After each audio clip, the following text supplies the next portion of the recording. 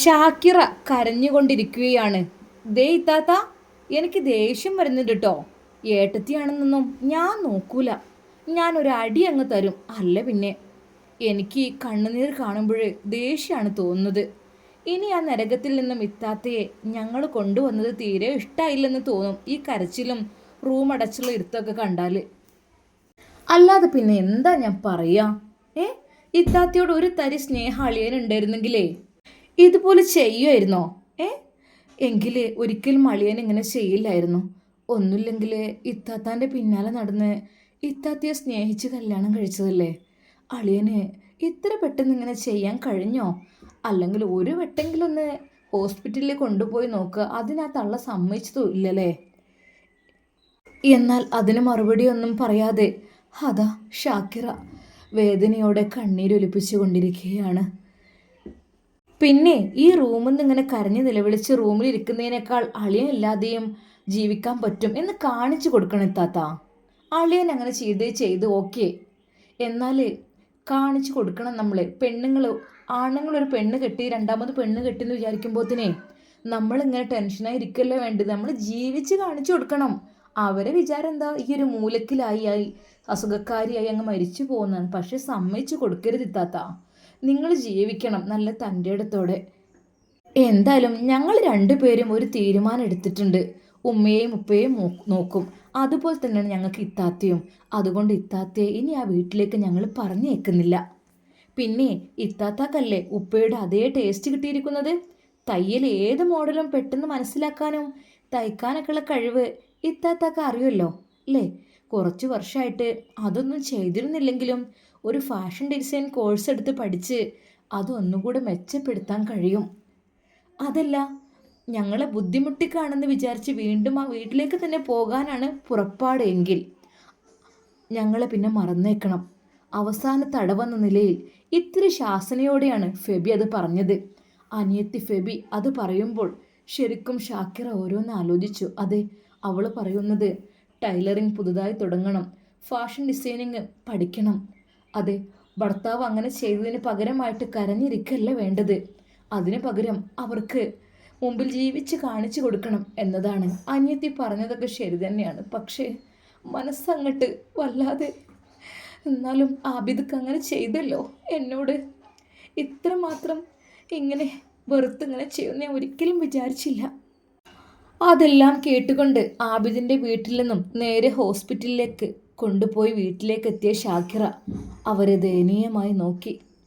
ഇനി ഇത്താത്താക്കെ ഞങ്ങളെ ബുദ്ധിമുട്ടിക്കാൻ പ്രയാസമാണെങ്കിലേ ഞങ്ങൾ ചിലവാക്കുന്ന പണം ഇത്താത്താക്ക് ഒരു വരുമാനമാകുമ്പോൾ കുറേശ്ശെ തിരിച്ചു തന്നാൽ മതി. എന്തേ? ഒരു അന്തിമ തീരുമാനം എന്നതുപോലെ പറഞ്ഞു അവർ. ഉമ്മയും ഉപ്പയും വയസ്സായെങ്കിലും തൻ്റെ മോൾക്ക് ഇത്രയും പീഡനമായിരുന്നു അവിടെ എന്നറിഞ്ഞപ്പോൾ തൊട്ടുള്ള നെഞ്ചു പിടച്ചിലാണ് മാതാപിതാക്കൾക്ക്. എന്നാലും എൻ്റെ കുട്ടി ഒരുപാട് ഇടങ്ങാറായില്ലേ. അറിഞ്ഞില്ലല്ലോ ഒന്നും. ഇത്രയും കാലം താൻ അറിഞ്ഞില്ലല്ലോ റബ്ബേ എന്നൊരു തോന്നൽ ആ രണ്ടു പേർക്കും ഉണ്ടായി. എത്ര ദാരിദ്ര്യമാണെങ്കിലും താൻ ഇവിടെ നിർത്തിയേനെ എൻ്റെ കുട്ടിനെ. അവളെ ഇത്രമാത്രം ബുദ്ധിമുട്ടാക്കുന്നു ഞാൻ അറിഞ്ഞില്ല റബ്ബേ. ആ പിതാവ് നെഞ്ചൊഴിഞ്ഞുകൊണ്ട് അതാ ആലോചനയോടെ പറയുന്നു. ഉമ്മയുടെയും ഉപ്പയുടെയും സങ്കടവും സഹോദരിമാരുടെ ടെൻഷനും എല്ലാം കണ്ടില്ലെന്ന് നടിക്കാൻ ഷാക്കിറയെ കൊണ്ടാകില്ലായിരുന്നു. അതുകൊണ്ട് തന്നെ അവർ പറഞ്ഞതുപോലെ റൂമിൽ അടച്ചിരിക്കാതെ അടുത്ത ടൗണിലെ ഒരു സ്ഥാപനത്തിൽ ഫാഷൻ ഡിസൈനിങ്ങിന് ചേരുവാൻ വേണ്ടി നിൽക്കുകയാണ്. ഒരിക്കൽ പോലും ഉമ്മയെയും ഉപ്പയും ബുദ്ധിമുട്ടിക്കാൻ പാടില്ല. എന്തുകൊണ്ട് തന്നെ വീട്ടിലെ ദുരിതങ്ങളും കാര്യങ്ങളൊന്നും ഭർത്താവിൻ്റെ പീഡനങ്ങളും അമ്മായിമ്മയുടെ പീഡനങ്ങളും ഒന്നും അവൾ പറഞ്ഞതുമില്ല. എന്നാൽ ഇപ്പോൾ എല്ലാം അറിഞ്ഞപ്പോൾ അവരാകെ സങ്കടപ്പെട്ടു. അങ്ങനെ അതാ അനിയത്തി പറഞ്ഞതിനനുസരിച്ച് ടൗണിലെ സ്ഥാപനത്തിൽ ഫാഷൻ ഡിസൈനിങ്ങിനെ കുറിച്ച് അന്വേഷിക്കാൻ അവർ പോയി. അങ്ങനെ അതാ ഷാക്കിറ അവിടെ ഫാഷൻ ഡിസൈനിങ്ങിന് ചേരുകയാണ്. മനസ്സിൽ ഒരുപാട് സങ്കടവും എങ്ങനെ മുന്നോട്ട് പോകും എന്നുള്ള ചോദ്യവും ഉണ്ടെങ്കിലും ഉമ്മയുടെയും ഉപ്പയുടെയും സഹോദരിമാരുടെയും മുന്നിൽ അതൊന്നും അവൾ പ്രകടിപ്പിച്ചില്ല. ഷാക്കിറ പോയതോടെ ആബിദിൻ്റെ വീട്ടിലെ ജോലിയെല്ലാം അവതാളത്തിലായി. അതേതായാലും ഇപ്പോൾ അടിപൊളിയായി എന്ന് തന്നെ പറയാം. ഷാക്കിറ എല്ലാ ജോലികളും ചെയ്യുന്ന പെണ്ണായിരുന്നു. പക്ഷേ അവൾ പോയതോടുകൂടി എല്ലാ ജോലികളും ചെയ്യാനൊന്നും അവർക്ക് കഴിയുന്നില്ല. ഇതുവരെ മേലനങ്ങാതെ പിത്തം വന്നവർക്കൊക്കെ അവളുടെ പോക്ക് നഷ്ടമായിരുന്നു. ശരിക്കും ഷാക്കിറ പോയത് വലിയൊരു നഷ്ടം തന്നെയാണ് അവർക്ക്. വീട്ടുജോലിക്ക് ആളെ വെക്കാനൊന്നും ഉമ്മ സമ്മതിക്കൂല. പെണ്ണുങ്ങൾക്ക് ഒന്ന് മേലനങ്ങി അസുഖം വരുത്താതെ ഇരിക്കണമെങ്കിൽ വീട്ടുജോലി എടുക്കണം എന്ന് പറഞ്ഞ് ആയുഷും അതിനെ എതിർക്കുകയായിരുന്നു. പലവട്ടം പറഞ്ഞതാണ് വീട്ടുജോലിക്ക് ആളെ നിർത്തി. എന്ത് കാര്യത്തിന്? പെണ്ണുങ്ങൾ പിത്തം പിടിച്ചവിടെ ഇരിക്കലേക്കാരം. ആ, ഓൽക്ക് കണ്ട് ജോലിക്കാര് എന്താന്നില്ല. ഇവിടെ അതിനകത്തുള്ള പണിയൊന്നുമില്ല. ഇവിടെ ഒരു കുട്ടിയും വേണ്ട. ഒരു ഇവിടെ ബലന്നെ ഉണ്ട് ഇഷ്ടം പോലെ. ആഹാ, ഇവിടെ ഒരിക്കൽ പോലും ഒരു വേലക്കാരത്തിനോട് കയറ്റം ചെയ്യരുത്. എന്നാൽ അനിയൻ്റെ ഭാര്യ സജ്ന, അവൾ അന്നും ഇന്നും അവളുടെയും കുഞ്ഞുങ്ങളുടെയും കാര്യം നോക്കുമായിരുന്നു. അവൾ പറയും, എൻ്റെ കുഞ്ഞുങ്ങളുടെ കാര്യം വേറെ ആരും നോക്കണ്ട, ഷാക്കിറയും നോക്കണ്ട, ആരും നോക്കണ്ട. എനിക്കത് എങ്ങനെ ചെയ്യണമെന്ന് വെച്ചാൽ ഞാൻ ചെയ്തുകൊണ്ട്. അതുകൊണ്ട് തന്നെ മറ്റു മരുമക്കൾക്ക് തൻ്റെ കുഞ്ഞുങ്ങളുടെ കാര്യങ്ങളും ഭർത്താവിൻ്റെ കാര്യങ്ങളൊന്നും ചെയ്യാനുള്ള സമയം കിട്ടുന്നില്ല. ചെയ്തു ശീലമില്ലാത്ത കാര്യങ്ങളായതുകൊണ്ട് തന്നെ എല്ലാം സാവകാശമാണ് കഴിയുന്നത്. കാരണം എന്താ, ഷാക്കിറ എല്ലാം ചെയ്യുമായിരുന്നു. ഇപ്പോൾ അവർക്കൊന്നും മേലനങ്ങി പണിയെടുത്തിട്ട് ശീലമില്ലാത്തതുകൊണ്ട് അവർക്ക് കണ്ട് കഴിയണില്ല. അതെ, വീട്ടിൽ വേലക്കാരത്തി ഷാക്കിറയായിരുന്നല്ലോ വലിയ മരുമകള്. പാവം. മാത്രമല്ല മേലനങ്ങി ജോലി ചെയ്യേണ്ടി വരാത്തത് കൊണ്ട് തന്നെ അവർക്കിപ്പോൾ അതൊക്കെ ചെയ്യുമ്പോൾ ഭയങ്കര മടിയാണ് അവർക്ക്. ഷാക്കിറുള്ളപ്പോൾ നേരത്തിന് ടേബിളിന് മുമ്പിലേക്ക് എല്ലാം കിട്ടുമായിരുന്നു. ഏറെ സമയവും ഫോണിൽ തോണ്ടിയിരുന്നാൽ മതിയായിരുന്നു. എന്തൊക്കെ തന്നെയാലും ഷാക്കിർ ഉണ്ടാകുമ്പോഴേ സുഖമായിരുന്നു. എത്ര സമ്പത്തുണ്ടായിട്ടും കാര്യമില്ല. ആയുഷമ്മയുടെ കൺട്രോളിലാകുമ്പോഴേ വാഷിംഗ് മെഷീൻ പോലും ഇല്ല അവിടെ. പറ്റില്ല. അവിടെ കുളത്തിൽ കൊണ്ടുപോയി എന്നെ അലക്കണം.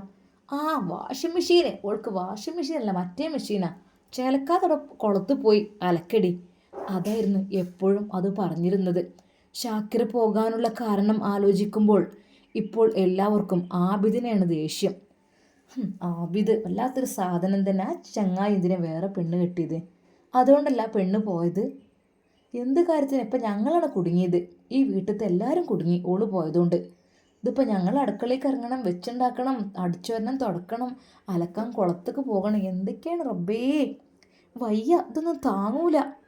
അതെ, എല്ലാവരും ആബിദിനെ പറഞ്ഞുകൊണ്ടിരുന്നു. അവൻ കാരണമാണല്ലോ ഞങ്ങളുടെ വീട്ടിലെ ഈ ഫ്രീ സെർവൻറ്റ് പോയത്. ഇവൾക്ക് പൈസയും കൊടുക്കണ്ട, ഒന്നും കൊടുക്കണ്ട, വീട്ടിലത്തെ എല്ലാ ജോലി ചെയ്യും. അത് കാരണമാണല്ലോ ഇപ്പോൾ ജോലി എടുക്കേണ്ടി വന്നത്.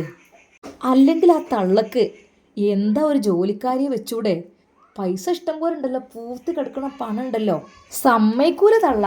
എന്താ സാധനെന്നോ. സജിനയും റസിയും അല്ലാത്ത എല്ലാ മരുമക്കളും ഒത്തുകൂടിക്കൊണ്ട് ഉമ്മാക്കും ആബിദിനുമെതിരെ കുശുകുശുക്കാൻ തുടങ്ങി. എടി, നമ്മൾ ഫ്രീ സെർവൻറ്റ് പോയതിനു ശേഷം ഞമ്മക്കിപ്പോൾ പിടിപ്പത് ജോലിയാണ്.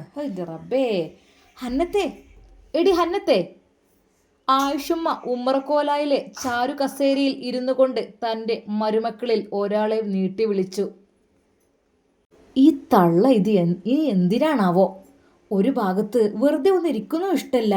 എല്ലാം അപ്പോൾ തുടങ്ങും കാറ് വിളിക്കാൻ എന്നും പിറുപിറുത്തുകൊണ്ട് ആയുഷമ്മയുടെ അടുത്തേക്ക് ഹന്നത്ത് എന്ന മരുമകള് അതാ പോകുന്നു.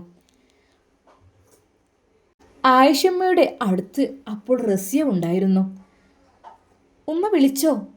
ഹന്നത്ത് ചോദിച്ചു. പിന്നെ വിളിച്ചതെന്ന് വെച്ച് കേട്ടൊന്നുമില്ലല്ലോ. എൻ്റെ ചെവിയിലെന്താ തിരികെ വെച്ചിക്കണേ? എത്ര പ്രാവശ്യം അവളെ വിളി തുടങ്ങിയിട്ട് എന്ന് പറഞ്ഞുകൊണ്ട് ആയുഷമ്മയുടെ മുഖത്ത് ദേഷ്യം ഇരച്ചു കയറി. ഷാക്കിറായിരുന്നെങ്കിലേ തൻ്റെ ഒറ്റ വിളിക്ക് എത്തി ഇവിടെ ബഹുമാനത്തോടെ വന്നു നിന്നീനു. തൻ്റെ മുമ്പിൽ തല ഒഞ്ചി നിൽക്കുകയും എന്നാൽ അത്രയും പേടിയൊന്നും തൻ്റെ മറ്റേ മരുക്കൾക്കില്ല എന്നത് അവർക്ക് ആ ഒരു നിമിഷങ്ങൾ തന്നെ മനസ്സിലായി തുടങ്ങിയിരുന്നു. കാരണം അത് ഷാക്കിറ നല്ലോണം പേറിയിരുന്നു. ഇവിടെ വിളിച്ചാൽ ഓടി എത്തി പേടിച്ചുകൊണ്ട് നിന്നു. ഇറ്റങ്ങൾ വിളിച്ചിട്ടും എന്നില്ല, നാലാളും നാല് വൈക്ക. ഉമ്മ വിളിച്ചത് എന്തിനാണെന്നും ചോദിച്ചു. അവൾ അവരുടെ മുഖത്തേക്ക് നോക്കി. അല്ലമ്മ, നിങ്ങൾ എന്തിനാ വിളിച്ചത്? റസിയാക്കേ ഒരു ഗ്ലാസ് ജ്യൂസ് ഉണ്ടായി കൊടുത്താ. ആയിഷമ്മയുടെ ആജ്ഞ പുറപ്പെടുവിക്കുന്നത് അവൾക്ക് ഇഷ്ടമായില്ല. അതിന് റസിയാക്ക് ഒന്നും കുഴപ്പമില്ലല്ലോ. ഈ ജ്യൂസ് ഉണ്ടാക്കാനും മലക്കം മറിയൊന്നും പണിയണമെന്നില്ലല്ലോ. അവളുടെ കാര്യങ്ങൾ അവൾ തന്നെ നോക്കണം, അല്ലാതെ എന്നെ കൊണ്ടൊന്നും പറ്റൂല. ഹന്നത്ത് മരുമകളുടെ ആ ഒരു വാക്ക് അത് ശരിക്കും ആയുഷമ്മയെ ഞെട്ടിച്ചു. പിന്നെ അത്രക്ക് നിർബന്ധമാണെങ്കിലേ ഉമ്മാക്കാണ്ട് ഉണ്ടാക്കി കൊടുത്തൂടെ പുന്നാര മരുമോൾക്ക്? നല്ലൊരു മരുവളങ്ങളാണ് പറഞ്ഞയച്ചില്ലേ, നല്ലോണം പണിയെടുക്കണേ. ഓൾക്ക് അതൊരു പണിയന്നു. എടീ ഷാക്കിർ ഇവിടെ എന്നാ ഗ്ലാസ് ജ്യൂസ് ഉണ്ടാക്കിക്ക, വെള്ളം ഉണ്ടാക്കിക്ക, ചായ ഉണ്ടാക്കിക്ക എന്ന് പറയുമ്പോൾ ഓള് പേടിച്ച് വന്നൊക്കെ ഉണ്ടാക്കിയെന്ന്. ഇപ്പം എന്നെ കൊണ്ടേ പറയണ്ട, നിങ്ങൾ റസിയാക്ക് ഒരു കുഴപ്പമില്ല, ഒരു കുഴപ്പമില്ലാത്ത സ്ഥിതിക്ക് ഓളന്നെ ഉണ്ടാക്കി കുടിച്ചിട്ടെ. ഹന്നത്തിന്റെ സംസാരം കേട്ട് ആയിഷമ്മയുടെ കൈ അവളുടെ മുഖത്ത് പതിഞ്ഞു. ആ എന്താടി തർക്കുത്തരം പറയേ? കൊത്തി കൊത്തി മുറത്ത് കയറി കൊത്താൻ തുടങ്ങിയച്ച്. അന്റെ വിചാരം ആരെയും ഞാൻ വെച്ചിട്ടിരിക്ക? എന്താ എൻ്റെ അമ്മായിമ്മ കുട്ടിക്കളിയാ? ഓളെ വർത്താനം കേട്ടില്ലേ? മോനെ ഉണ്ടാക്കി കൊടുത്തോളി. അതേ ഇജക്ക് ഇവിടെ നിൽക്കണ എന്തുകൊണ്ടാ എനിക്കറിയോ? എൻ്റെ മോന് കെട്ടിക്കൊടുന്നോണ്ടാണ്, അല്ലാതെ ഇജ ആകാശത്തു നിന്ന് പൊട്ടി വീണോന്നല്ല. അത് ഓർത്തോ. ആവശ്യമ പെറ്റ മോനാണെങ്കിലേ നിൽക്കണമെങ്കിൽ ഇവിടെ മാന മര്യാദയിൽ നിൽക്കേണ്ടി വരും. അല്ല തർക്കുത്തരം പറഞ്ഞുണ്ടല്ലോ, പറയിപ്പിക്കണ്ട എന്നെ കൊണ്ട്. മുഖം ഞാൻ അടിച്ചു പൊളിക്കും. അനക്കൊക്കെ തല്ല് കിട്ടാത്തതിൻ്റെ കുറവാണ്. തല്ല് കിട്ടിയത് മുഴുവൻ ഷാക്കിറാക്കാണ്. നിനക്ക് രണ്ടെണ്ണം ഞാൻ തരാം, അവിടെ നിൽക്ക്. അത് കേട്ട് അവൾ ശരിക്കും ഞെട്ടി. റബ്ബേ, ഈ തള്ള എന്നെ തല്ലാനായോ? അമ്മായിമ്മയാണെന്ന് പോയി യക്ഷി. ആയിഷമ്മക്ക് തൻ്റെ മരുമക്കളുടെ സന്തോഷമോ ഇഷ്ടമോ ഒന്നും അറിയേണ്ട ആവശ്യമുണ്ടായിരുന്നില്ല. എങ്ങനെയെങ്കിലും റസിയയുടെ വയറ്റിൽ കുരുത്ത തൻ്റെ മകൻ്റെ കുഞ്ഞിനെ ഒരു കേടും കൂടാതെ ലഭിക്കണമെന്നേ ഉള്ളൂ. അതുകൊണ്ട് തന്നെ മറ്റു മരുമക്കളെ വഴക്ക് പറയുന്നതിനോ വേണ്ടി വന്നാൽ തന്നെ എതിർക്കുന്നവരെ തല്ലുന്നതിനോ ഒരു മടിയുമില്ലവർക്ക്. അതാരായാലും തല്ല് കിട്ടിയിരിക്കും. താൻ ഒരാൾ കാരണമാണ് ആബിദ് രണ്ടാമത് വിവാഹം കഴിച്ചത്. കാലം അത് ശരിയായിരുന്നു എന്ന് തെളിയിക്കുകയും ചെയ്യും. എല്ലാവരും ഓള തലയിലും ഒക്കെയായിരുന്നു. ഞാൻ പറഞ്ഞോളൂ അപ്പളേ മച്ചിയാണ്. ഇപ്പം എന്തായി? ഇൻ്റെ മോൻ ആബിദ് പെണ്ണ് കെട്ടി ഒരു മാസമാണ് എൻ്റെ മുമ്പ് തന്നെ ഓൾക്ക് തുടങ്ങി നോക്കാനും ഛർദി. ഓളെ കുള്ളി തെറ്റി. അപ്പം തന്നെ മനസ്സിലാക്കിക്കൂടെ ആർക്കായിരുന്നു കുഴപ്പമെന്നുള്ളത്? ഈ തറവാടിൻ്റെ മാനം കളയാനാണ് ഷാക്കിർ ഇവിടെ നിന്നീണ്ടത്. പോയത് നന്നായി. എന്തിന് കാലത്തിന് വിട്ടുകൊടുക്കണേ? ഇപ്പം തന്നെ അത് ശരിയായിക്കണേ എന്ന് തെളിഞ്ഞതാണ്. ഇനി ആ കുഞ്ഞ് ജനിക്കുന്നതോടെ ഞാൻ പറഞ്ഞ അക്ഷരം പ്രതി സത്യമാണെന്ന് തെളിയും. ആയിഷമ്മ തൻ്റെ മരുമകളെ അടിച്ച കൈകളിലേക്ക് നോക്കി അങ്ങനെ ചിന്തിച്ചു പോയി. ഞാനാണ് എൻ്റെ മോനെ രണ്ടാമത് കെട്ടിച്ചത്. അപ്പോൾ അതുകൊണ്ട് അതിനുള്ള ഫലം അപ്പം തന്നെ കണ്ടു തുടങ്ങി. ആ മച്ചിയാണ്ട് പോയും ചെയ്തു. എന്നാൽ എത്ര വന്നാലും കൈ നീട്ടിക്കൊണ്ട് അടിക്കുമെന്നൊന്നും ഹന്നത്ത് വിചാരിച്ചില്ല. തൻ്റെ ഭർത്താവിനോട് പറഞ്ഞിട്ട് ഒരു കാര്യവുമില്ല. പറഞ്ഞാൽ തന്നെ ഉമ്മയല്ലേ, എതിർത്തൊന്നും ചെയ്യുകയോ പറയുകയോ ചെയ്യില്ല. തന്നോട് ക്ഷമിക്കാൻ മാത്രമേ പറയൂ. അവൾ പൊട്ടി വന്ന കണ്ണുനീർ പുറം കൈകൊണ്ട് തുടച്ചു നീക്കി. എന്നാലും ഇത്രയൊരു ശക്തമായ അടി മുഖത്ത് അടി എനിക്ക് പഠിത്തതും കിട്ടിയിട്ടില്ല. എൻ്റെ ഉമ്മയപ്പൊക്കെ എന്നെ എങ്ങനെ നോക്കിയതാണ്, ഈ തള്ളൻ്റെ അടുത്ത് നിന്ന് അതും കിട്ടി. ഭർത്താവിനോട് പറഞ്ഞിട്ട് ഒരു കാര്യമില്ല, ഉമ്മല്ലേ, ഉമ്മാനെ എതിർത്താൽ അങ്ങനെ തന്നെ ഉണ്ടാവും എന്ന് പറയും. വാശിയുടെ റൂമിലേക്ക് നടക്കുമ്പോൾ അവൾ ഒരു തീരുമാനം എടുത്തിരുന്നു. ഉമ്മ ഇനി എന്ത് മലക്കം മറിയുന്ന പണി തന്നോട് പറഞ്ഞാലും കൊന്നാലും തന്നെ ഞാനത് അനുസരിക്കില്ല. വേണമെങ്കിൽ തനിയെ അങ്ങ് ചെയ്ത് കൊടുക്കട്ടെ. എന്നാൽ താൻ അടിച്ചത് കൊണ്ട് തന്നെ ഹന്നത്ത് പേടിച്ചുകൊണ്ട് ഇപ്പോൾ തന്നെ ജ്യൂസ് കൊണ്ടുവരും എന്ന വിചാരം കുറച്ചു നേരം നോക്കിയിരുന്നെങ്കിലും അത് ആയിഷത്തള്ള കൊണ്ടുവരുന്നത് കാണാത്തത് കൊണ്ട് അവർ തന്നെ അടുക്കളയിലേക്ക് നടന്നു. വല്ലാത്തൊരു പുതുമ, ഒരൊറ്റ ഒന്നിനും അനുസരണയില്ല. അടുക്കളയിൽ ആരെയും കാണാൻ കഴിഞ്ഞില്ല. ഒരുമ്പെട്ടവൾമാർ ഒന്നിനും അനുസരണയില്ലാതെ ആയിരിക്കുന്നു. ഒന്നിനെയും വെറുതെ വിടില്ല ഞാൻ. ഓലിവിടെ അങ്ങനെ നക്കി ജീവിക്കണ്ടല്ലോ. ആരെ മുതന്മല ഓല് ജീവിക്കണത്? ഓലിങ്ങനെ സുഖസുന്ദരമായി ഇവിടെ ഇങ്ങോട്ട് കയ്യാണ്. വലിയ വലിയ രാജാത്യാളമാരി ഒരുമ്പെട്ടവൾമാർ. ഒരൊറ്റ ഒന്നിനും അനുസരണയില്ല. ഒന്നിനെയും വെറുതെ വിടില്ല ഞാൻ. പറഞ്ഞത് കേട്ടിട്ട് ഇവിടെ നിൽക്കാൻ പറ്റുമെന്ന് എനിക്കറിയണം. അടുക്കളയിൽ പോയി സ്വയം പിറുപിറുത്ത് പോയി അവർ. ഒരൊറ്റ ഒന്നും അനങ്ങിയില്ല. വല്ലാത്തൊരു ജന്തുക്കൾ. എന്ത് വന്നാലും വേണ്ടിയില്ല, താൻ പറഞ്ഞു പോയില്ലേ എന്ന് വിചാരിച്ച് ആയുഷമ്മ തന്നെ ബദാമും പിസ്തയും ക്യാഷ്നട്ടും എല്ലാം എടുത്ത് ജ്യൂസ് അടിച്ച് അതിൽ കുറച്ച് കുങ്കുമവും ഇട്ടുകൊണ്ട് വലിയ ഗ്ലാസ്സിലേക്ക് പകർത്തുന്നതിനിടയിൽ വിചാരിക്കണം, കുങ്കുമപ്പൂവൊക്കെ നല്ലോണം ഇടട്ടെ. കാരണം കുട്ടി നല്ലോ മൊഞ്ചത്തി കുട്ടിയായിരിക്കണം. മൊഞ്ചത്തിയോ എൻ്റെ ആബിദിൻ്റെ കുട്ടിയല്ലേ, നല്ലോണം ചൊറുക്കം വേണം എല്ലാവരെക്കാളും. അങ്ങനെ അതാ വലിയ ഗ്ലാസ്സിലേക്ക് ഒഴിക്കുന്നു.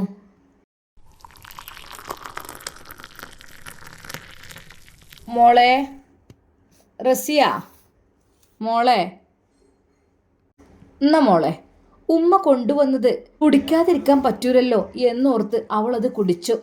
റസിയയുടെ ഒരു സ്വഭാവം എന്തെന്നാൽ ഒരാളെയും എതിർത്ത് സംസാരിക്കുകയോ ആരോടും പോരിന് പോവുകയോ ഇല്ല. അങ്ങനൊരു ഗുണം ഓൾക്കുണ്ട്. തന്നെ എന്തെങ്കിലും ആരെങ്കിലും പറഞ്ഞാൽ പോലും അത് കേട്ടില്ലെന്ന് നടിക്കുകയേ ഉള്ളൂ. എന്നാൽ തന്നെ ആരെങ്കിലും ഭരിക്കുന്നതോ ദുരുപയോഗം ചെയ്യുന്നതോ ഒന്നും അവൾ അനുവദിച്ചു കൊടുക്കത്തുമില്ല. അതിനിഷ്ടമില്ല. തൻ്റെ നേർക്ക് ആരെങ്കിലും എന്തെങ്കിലും പറയണമെന്നും ഒന്നും കണ്ടും കേട്ടും പറയുന്നില്ല. പക്ഷെ ഷാക്കിറയെ കൊണ്ട് എപ്പോഴും അമ്മായിമ്മ പണിയെടുപ്പിക്കും. പക്ഷെ റസിയെ ഒരു ജോലിയും എടുക്കാൻ സമ്മതിക്കില്ല. എപ്പോഴും റസിയുടെ പിന്നാലെ മോളെ തേനെ എന്ന് വിളിച്ച് നടക്കുകയാണ് ആ ആയിഷും തള്ളയുടെ പണി. കുടിച്ച ഗ്ലാസ് പോലും കഴുകാൻ സമ്മതിക്കാതെ ആയിഷുമ്മ തന്നെ ഇങ്ങോട്ട് കൊണ്ടടി മോളെ, ഇങ്ങോട്ട് കൊണ്ടമ്മ കഴിക്കാലോ, ഇതെന്തിനാ ഇത് കേൾക്കാൻ പോണ, ഇങ്ങോട്ട് കൊണ്ടാ.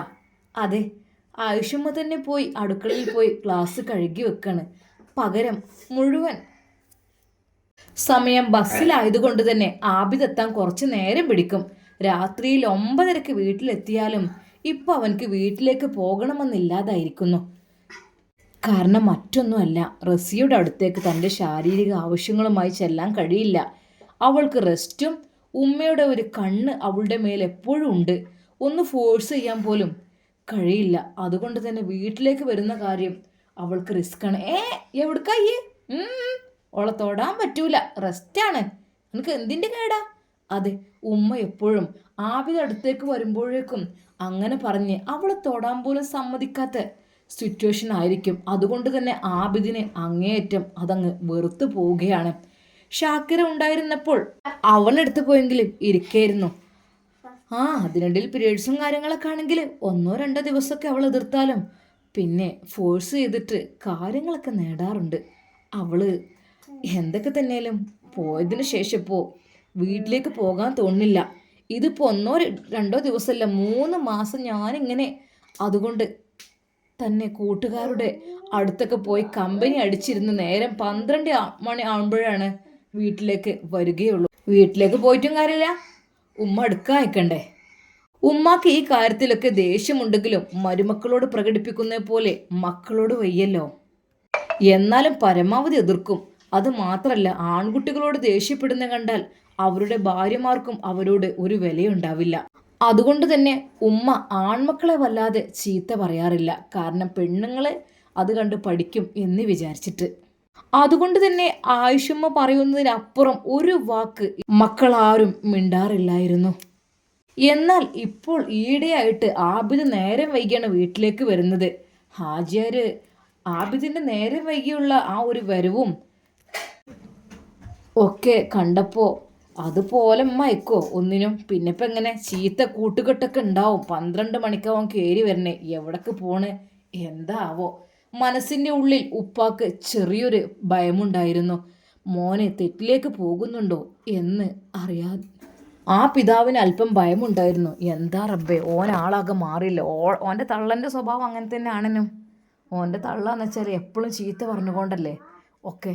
എന്തായാലും എവിടെ എത്തുന്നാവാം. ശരിക്കും ഹാജിയരുടെ മനസ്സിൽ ചെറിയൊരു ഭയമുണ്ടായിരുന്നു. ഇൻഷാ അല്ലാ എന്തായിത്തീരും നമ്മുടെ ഷാക്കിറയുടെ ജീവിതം, ആബിദിൻ്റെ ജീവിതം നമുക്ക് കാത്തിരുന്ന് കാണാം. പ്രിയപ്പെട്ടവരെ, ഇഷ്ടപ്പെട്ടെങ്കിൽ ലൈക്ക് ചെയ്യുക. ആദ്യ ഭാര്യ അനുഭവിച്ച വേദനകളും വിഷമങ്ങളൊക്കെയാണ് നമ്മൾ ഈ കഥയിലൂടെ ചൂണ്ടിക്കാട്ടുന്നത്. പലയിടത്തും നടന്നുകൊണ്ടിരിക്കുന്ന സംഭവമാണിത്. എന്തൊക്കെ തന്നെയാലും കമൻറ്റ് രേഖപ്പെടുത്തണേ.